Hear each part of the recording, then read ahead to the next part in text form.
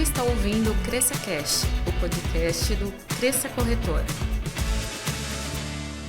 Olá, queridos corretores e corretoras de seguros! Está no ar mais um episódio do Cresça Cast. Já é o nosso 4º episódio, Fred. Você tem ideia? Não vem passar. Pois é, cara. Nós já falamos de automóvel, já falamos de vários assuntos do Cresça, não é?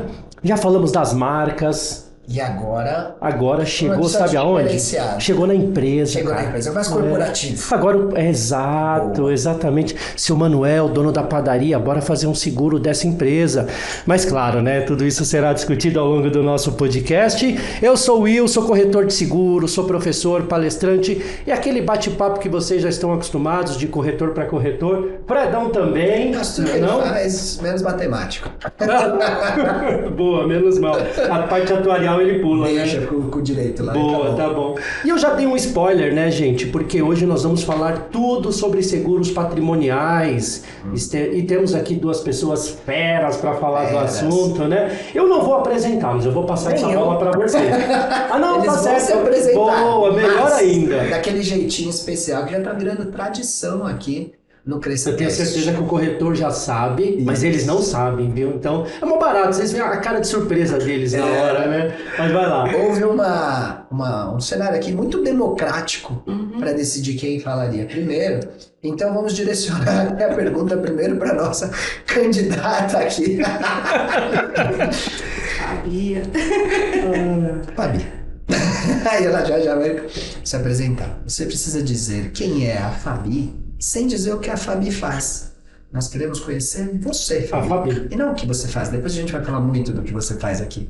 Quem sou eu? Não tem uma pergunta um pouquinho mais fácil? Tranquila. Você vai tirar de letra. Bom, eu sou a Fabiana, sou uma pessoa muito bem-humorada, que gosto muito do que eu faço, sem falar o que eu faço.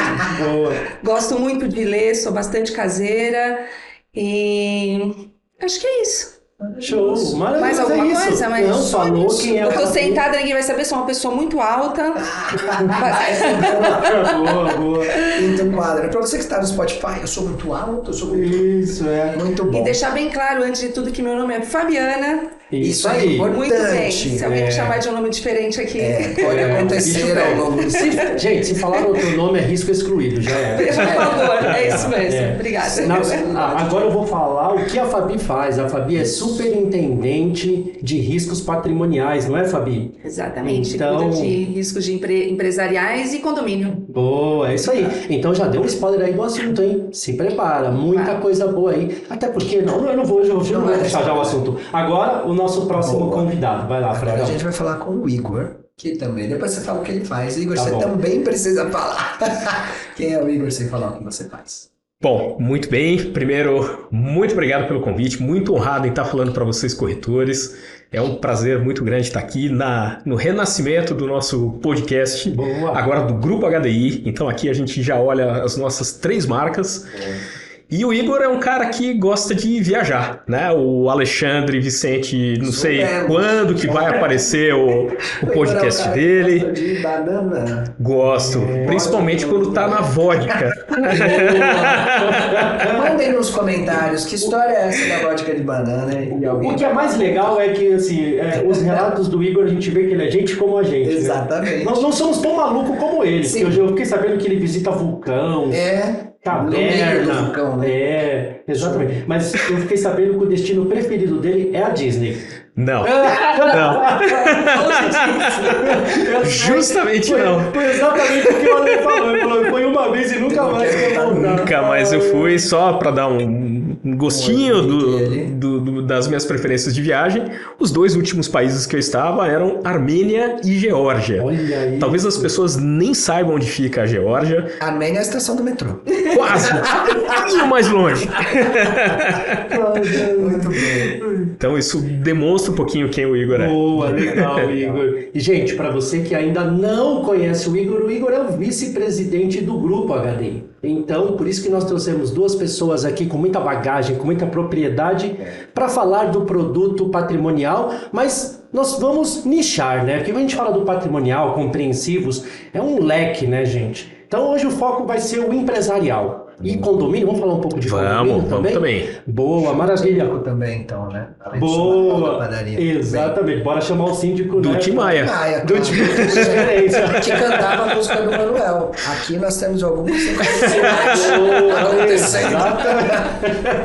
Gente, como está o cenário do produto patrimonial? Vou começar com a Fabi, vai. Fabi, como está o cenário do patrimonial? Como que vocês olham as oportunidades, tudo que vem acontecendo no mercado? O corretor está realmente aproveitando todas essas oportunidades desse mercado? Vai lá. Eu acredito que sim. Eu acho que a gente vê o mercado de empresarial crescendo, muita busca por seguro. Quando acontecem alguns eventos que aconteceram no país, eu acho que essa busca até aumenta pela preocupação do que ele pode perder, né? Sim. Então, mas tem um mercado muito grande ainda não explorado. Então, ainda tem muita coisa para o corretor, muita oportunidade para o corretor buscar, né? Perdão, é que é interessante, né, Fabi? Até trazendo para você, corretor, que quando a gente olha para o empresarial, você tem ali a questão do prédio e do conteúdo. Isso. Né? A gente pode começar por esse prisma. E quando você pensa no empresarial, muitas vezes o empresário ele se preocupa com salário de funcionários, fornecedores, aluguel, energia, mas ele esquece que o patrimônio dele está dentro daquele prédio. Isso. O estoque, equipamentos, máquinas. E muitas vezes você perde esse patrimônio não só por uma questão de roubo, furto qualificado, mas às vezes uma questão de um incêndio, de uma explosão, dependendo da atividade. A gente sabe que isso há uma propensão ainda maior, quando a gente brincou aqui com o seu Manuel da padaria. É claro que quando você tem uma cozinha industrial, quando você tem uma atividade que lida com chamas, isso traz um risco ainda maior e que é mitigável, é perfeitamente aceitável quando você pensa numa pólice empresarial, não é, Igor? Você que também atua muito nessa área, você acha que o empresário ele precisa colocar esse custo no budget dele? Quando a gente olha para o seguro empresarial, ele tem que entender que isso faz parte do orçamento dele como empresa? Não, com toda certeza. Isso precisa estar cada vez mais na cabeça do empresário brasileiro e talvez não considerar o seguro como um custo, mas considerar como uma proteção que ele tem caso algum evento inesperado aconteça. É um Né? investimento, né? Quanto tempo ele vai demorar para reconstruir o patrimônio dele? E sabe o que é interessante, Fabi? Quando a gente fala do empresarial, por mais que a gente tenha falado aqui de incêndio, vendaval, a questão do RC. Sim. Claro. A questão do RC dentro do empresarial. Você sabendo que o seu cliente pode sofrer ali um dano dentro do seu estabelecimento, então você não sabe quem está dentro do seu estabelecimento, não é? E é maluco porque, teoricamente, é um seguro, pelo menos a cobertura de incêndio, obrigatória, né? Você tem ali lei de locação falando um pouco disso. E aí, quando é contratado, e no forceps, porque é obrigatório, eu vou ter que fazer isso, a imobiliária tá pedindo, muitas vezes o próprio corretor fica circunscrito ali a falar um pouquinho da básica e mais alguma. Quando você tem lá lucro cessante para colocar, você tem o RC, você tem o equipamento estacionário móvel, você tem um leque enorme para explorar. E aí o que a gente percebe, né, é que muitas vezes isso é pouco explorado. E aqui é diferente. Inclusive você tem um programa que te traz ali muito conteúdo, né? Que é o Cresça Corretora. A gente vai falar disso ao longo do tempo, mas eu acho que tem esse espaço, né? Vocês devem sentir isso. Sabe o que é legal, Fred? A HDI tem mais de 80 coberturas acessórias que o corretor pode contratar no seguro empresarial, né? É só a básica e mais um... Não é? Olha que legal, né? Eu gosto muito do produto compreensivo, né? Inclusive a gente dá aula de compreensivos, mas eu tenho ali dentro da corretora, gente, uma franquia de sorvetes. E uma das coberturas que eles não abrem mão, mercadorias frigorificadas. Cara, isso é sensacional, porque o cara pode... A mercadoria dele literalmente vira água. Se ele ficar muito tempo, um período prolongado sem energia. Então, eles muitas vezes precisavam alugar um gerador, um custo extraordinário. Então, uma das principais coberturas, né, dentre as 80 que a Fabi comentou, é isso. Então, olha o leque de oportunidades que você tem dentro do empresarial, né, o lucro cessante. Esse é o risco, né? Vocês devem, com certeza, ter muitos relatos disso, mas às vezes é uma visita. Exato. E tem coberturas ou tem exposições que elas são limitadas. Você consegue determinar qual é o valor dela. Agora, é o que você falou bem, você não sabe quem vai estar na padaria que pode sofrer um acidente lá dentro. Você não sabe o quanto isso pode te custar. Né? Então esse tipo de cobertura, essa diferenciação de produto faz uma diferença muito grande e agrega um valor muito importante para o empresário que talvez ele nem saiba da exposição que ele tem. Não é tão caro, tá, galera? Não. Façam os testes no próprio contador, vai pilotando ali as coberturas, né? Você vai ver que não fica tão caro. É claro que o empresário, o empresário ele tem na cabeça dele que o risco maior é roubo. Isso ele coloca na cabeça que o meu risco maior é um roubo. E quando você olha para o RC, eu brinco em sala de aula, Fredão, que eu falo assim, aquela placa que você vai numa empresa e está lá no estacionamento, não nos responsabilizamos pelo veículo. Eu falo, ela vale tanto quanto uma nota de R$3. Exatamente, né? exatamente. Porque a partir do momento em que você se dispôs a guardar o carro do seu cliente, você é responsável por isso. E tem o RC garagista, não tem? Tem. Então, olha aí, né? Então imagina o cara parou ali o carro de 150, 200 mil, roubaram o carro do cliente. Vale mais que Aí ele fala, a plaquinha. Vale mais que a papelaria, o carro. Exato. Você não leu?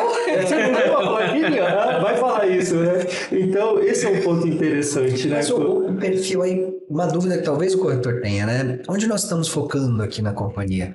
Neste risco menor, num risco grande, podemos trazer aqui grandes... não vou ouvir essa conversa, que eles estão falando de papelaria, né? Não. Tem espaço para tudo aqui. Tem espaço para tudo e aqui eu deixo um recado para os nossos corretores, principalmente os que vinham da marca Yellow, né? Onde a gente tinha uma limitação muito grande em relação ao valor em risco e ao tipo de atividade. A gente fazia só comércio e serviço e limitado a 10 milhões de reais.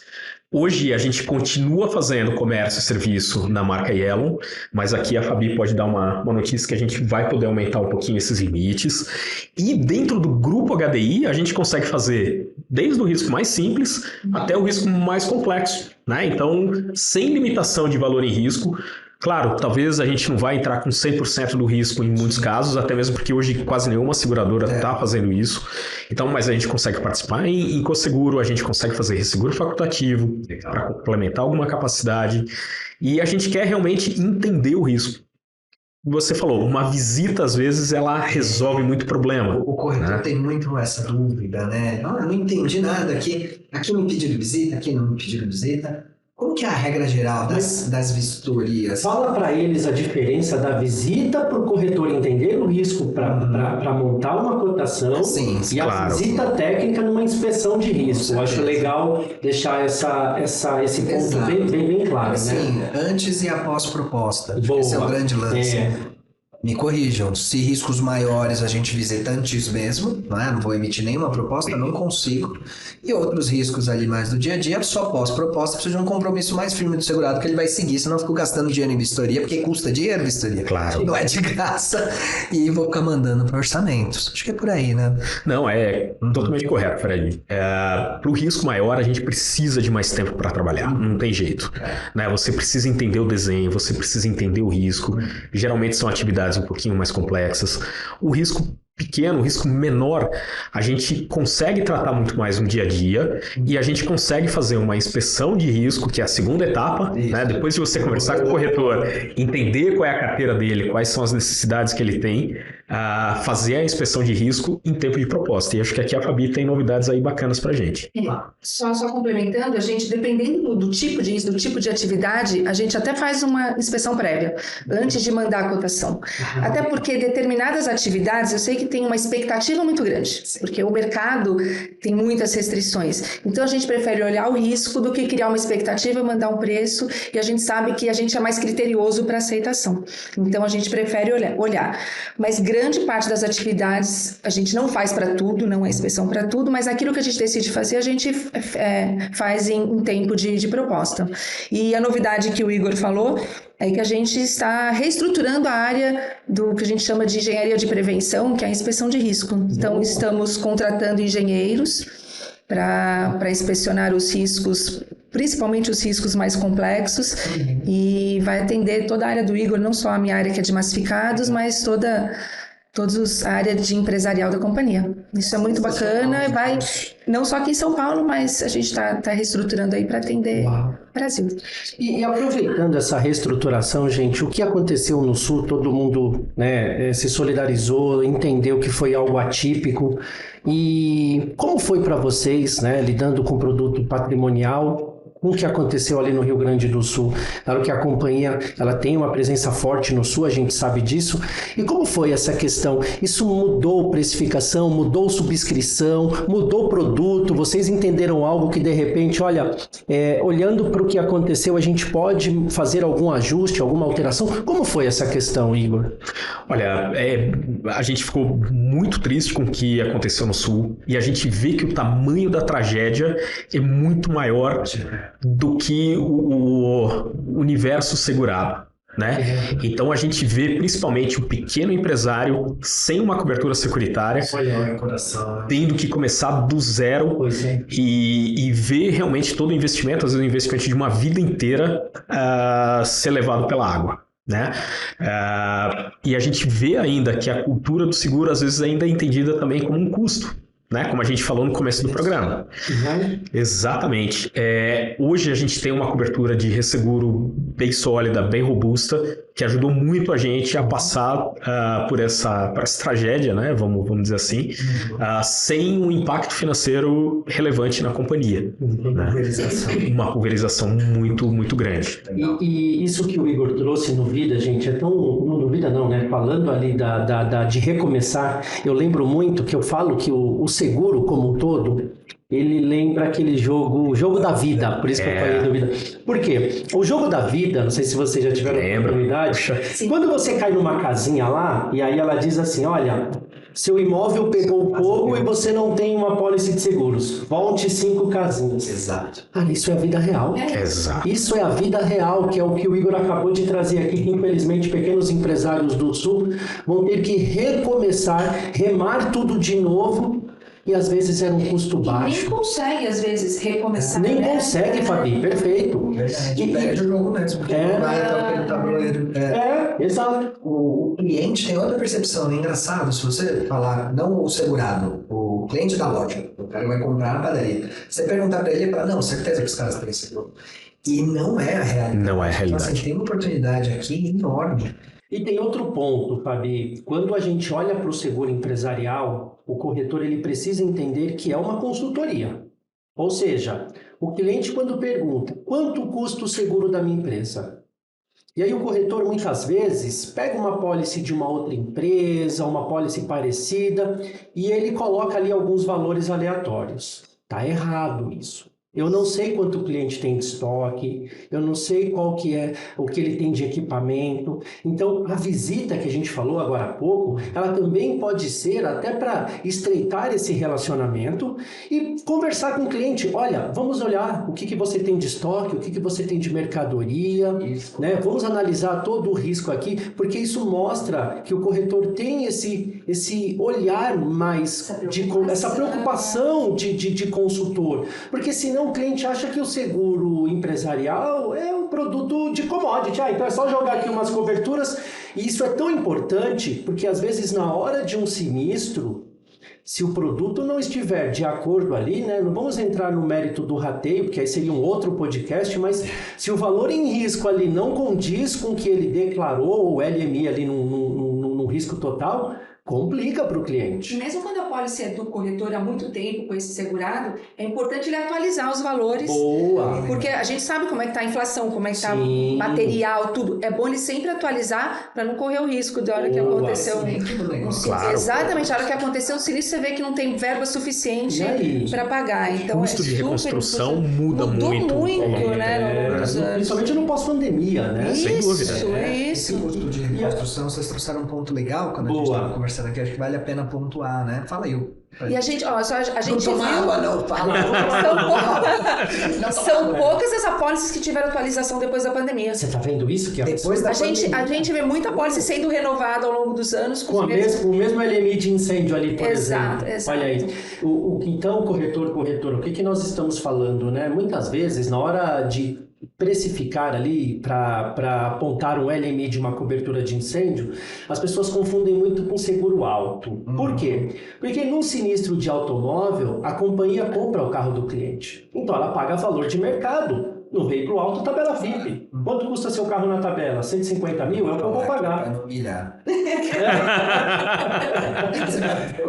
Eu tô pensando se o meu Fusca tem na tabela VIP. E olha que Fusca tá valorizado, hein? E às vezes o corretor acredita que o seguro empresarial e o residencial seguem a mesma ótica. Não. Porque vamos lá, cobertura de incêndio, que seria a cobertura básica, né? Incêndio, queda de raio, explosão, não é valor do imóvel de compra. Não é? Seguradora não vai olhar localização para comprar o imóvel do cliente. Às vezes o cliente fala, mas da minha casa está a 1 quilômetro do Parque Vila Lobos. É um valor emocional, né? Não tem um salvado, né? Família, 12 anos. Exato. Então, corretora, fica a dica, né? Quando a gente olha para a cobertura básica, principalmente, são valores de reconstrução. Exato. Que às vezes você pega algumas apólices de residencial que o LMI está lá 2 milhões. Tudo bem, claro que tem imóveis que a reconstrução, mas muitas vezes não é o caso. Esse é o ponto, né, gente?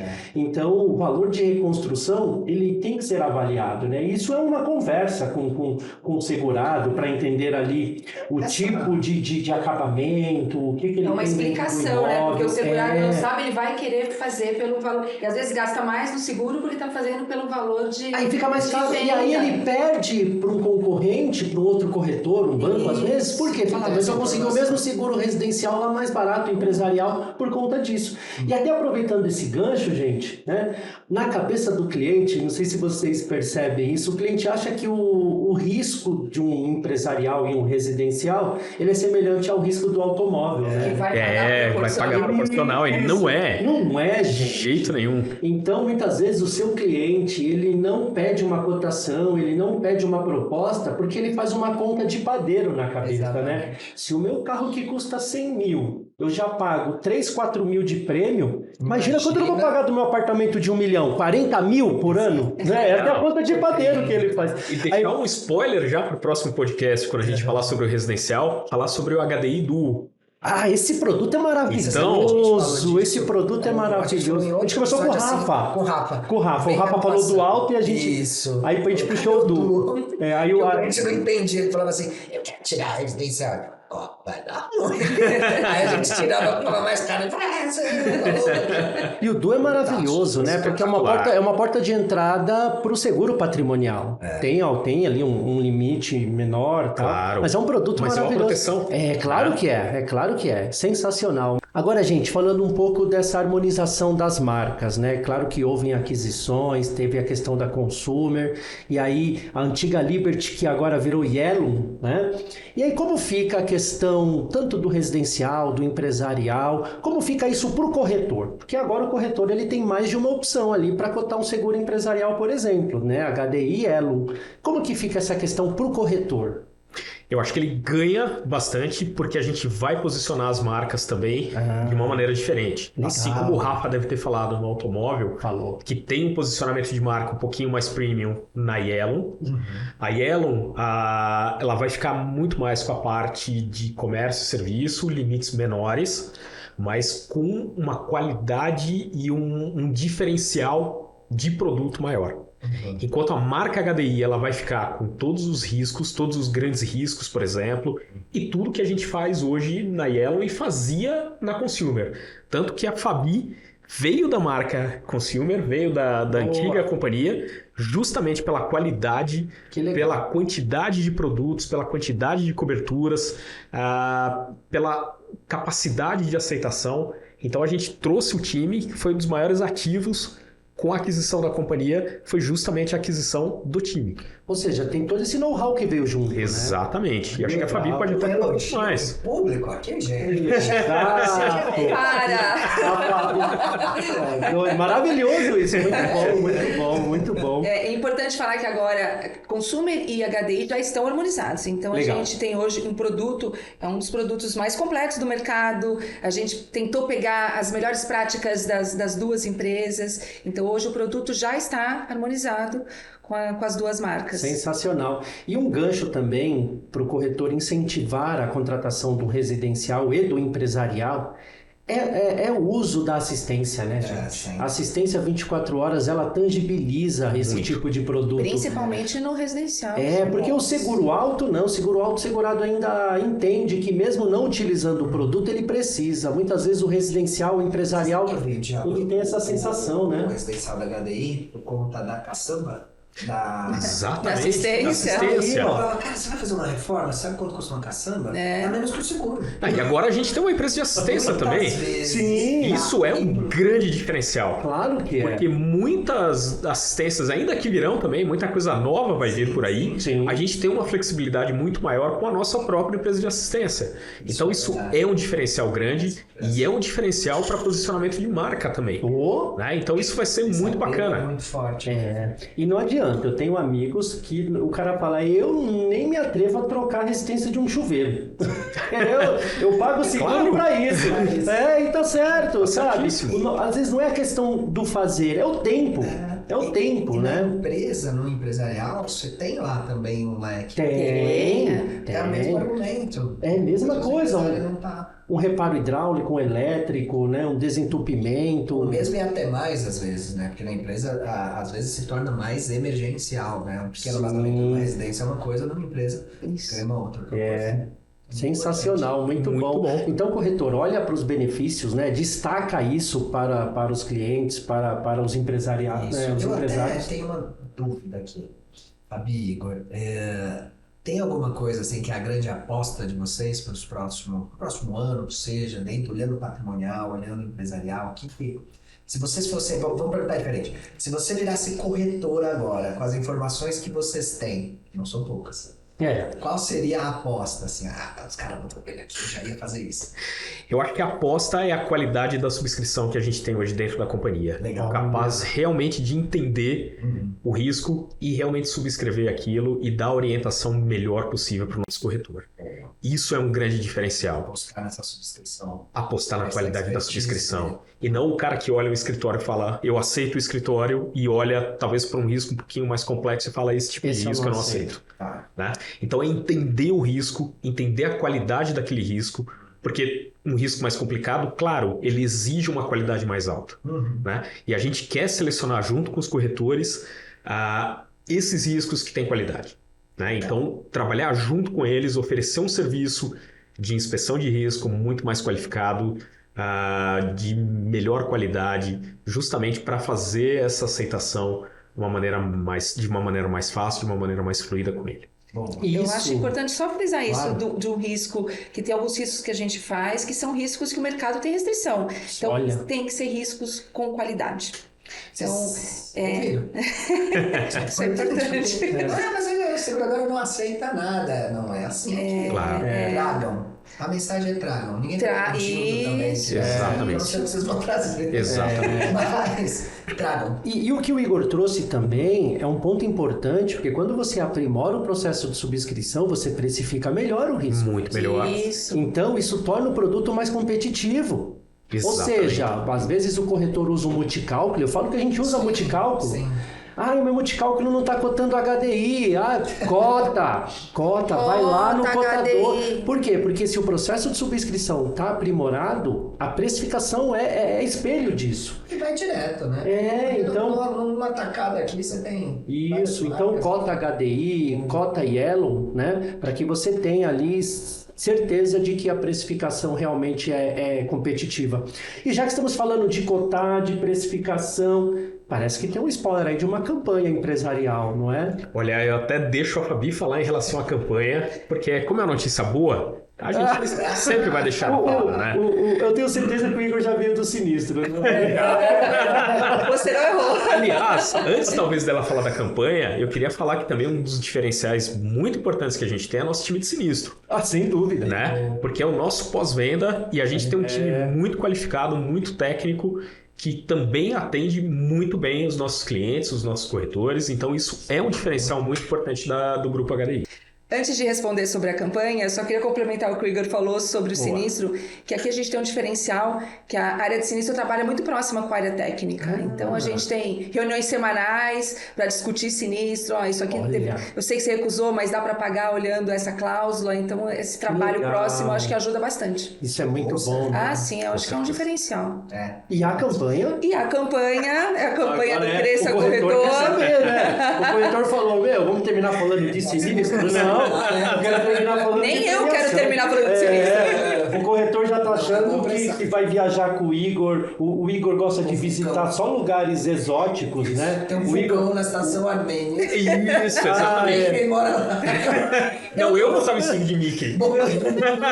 Eu não sei se essa chamada para campanha vai... Não. Vai encorajar, não. Vai encorajar. pessoal. Vamos pra Disney. É melhor ir pra Disney comigo? Eu acho melhor. Só se prepare, que a Fabi vai andar umas 12 horas direto lá, Se prepare. O corretor vendedor esperto que falou, eles estão fazendo ancoragem. Eles estão dando as notícias ruins para dar... Mas agora falando sério, Fabi. Mas vem aí em breve uma campanha do Cresça Corretor com muitas novidades. A gente em breve vai fazer a divulgação aí, vai ser uma campanha bem bacana. Matadora. Corretor, esperem, matadora. Esperem, aguardem. São agressivas, né? São diferentes. Então, Nós assim, somos agressivos. É claro que ficou aquele gostinho de quero mais, isso é proposital mesmo, né? Até para que vocês acompanhem nossos canais digitais, acompanhem a comunicação da companhia.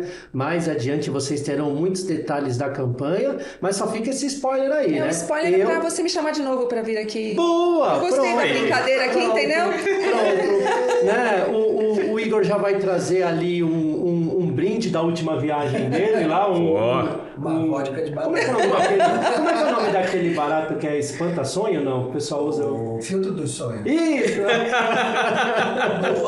Boa. Querido corretor e corretora, vamos ficando por aqui. Vocês viram que o bate-papo é animado mesmo, mas a ideia é isso, é trazer descontração, trazer um papo leve, mas vocês perceberam que teve muito insight, teve muita dica, oportunidade. Acompanhe os próximos episódios e cresça com a gente. Um abraço e até o próximo episódio. Valeu. Muito obrigado, Obrigada. pessoal.